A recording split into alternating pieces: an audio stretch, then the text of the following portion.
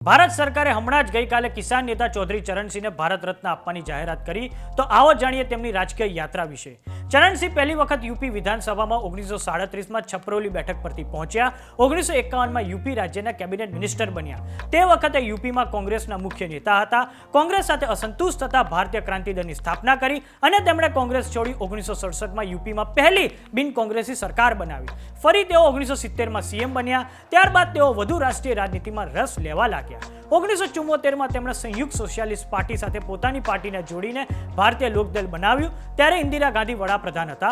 1975માં કટોકટી લાગુ થતા તેમણે જેલવાસ ભોગવવો પડ્યો હતો। 1977માં જનતા પાર્ટી સત્તામાં આવતા તેમણે જનતા પાર્ટીમાં ભારતીય લોકદળનું વિલીનીકરણ કર્યું। આ સરકારમાં તેઓ ગૃહમંત્રી, ત્યારબાદ ઉપવડાપ્રધાન અને નાણામંત્રી બન્યા। જનતા પાર્ટી તૂટતા તેમણે જનતા પાર્ટી સેક્યુલર બનાવી અને કોંગ્રેસના સમર્થનથી માત્ર 170 દિવસ સુધી વડાપ્રધાન રહ્યા। તેઓ ક્યારેય પોતાનો બહુમત સાબિત ન કરી શક્યા।